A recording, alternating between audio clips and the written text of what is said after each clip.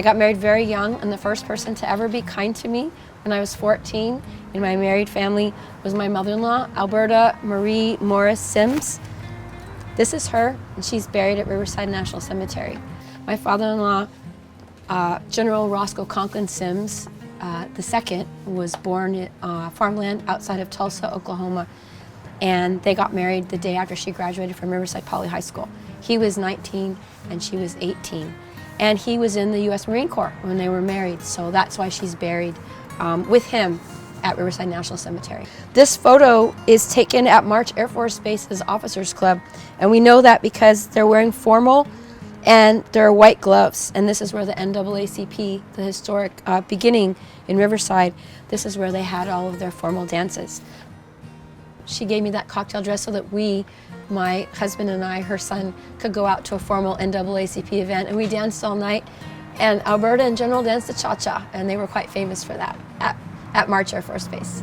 My mother-in-law, Alberta Marie Morris Sims, came to California by way of Calexico when she was 3 years old. But her mother, Daisy Carter, had been born in Sunflower County, Mississippi.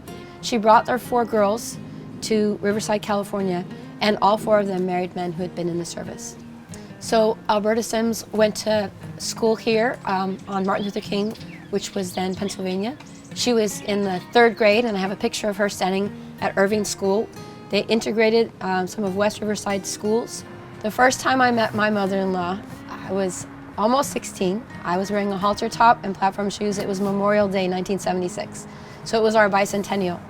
And my boyfriend decided to take me to Memorial Day on Michael Street without telling me that that's a minimum of 100 people. And then I went inside, and as we opened the screen door, my mother-in-law came out, and my then boyfriend said, "This is her," and she said, "You finally brought her." And she welcomed me inside, and she said, "Let me make you a plate." And she piled my paper plate full high, and then after that I said, "Let me follow you into the kitchen." And the kitchen was piled high, and I started doing the dishes. And my mother-in-law said, "You are the sweetest." And I said I was trained by a rigorous, implacable Swiss woman who was 4'11" and was an immigrant. And my mother-in-law laughed so hard. And we were best friends ever since then. My mother-in-law was the rock of maybe 400 family members. The first person to teach me how to cook for 100 people, because my mom didn't do that. And she was the first woman who ever bought me a piece of fine jewelry, a piece of jade at Riverside Harris's. And our lives were really shattered when she died, and that's why we still go visit her. She died at age 61, and the last thing that my husband and I told her was that I was pregnant with the 3rd girl, because she always wanted me to have 1 more girl. My father-in-law, General Roscoe Conklin Sims, II, is buried at Riverside National Cemetery. He died in 2008. When my mother-in-law died, our funeral service was held at a church that could accommodate 700 people, because that's how many people came for her funeral. At least 3 times a year, my children grew up going out to visit their grandmother's grave, and we brought her tiger butter, which is a homemade peanut butter and chocolate candy that has stripes. We bring her ham, because she's the first person who taught me to make a 25-pound bone-in ham.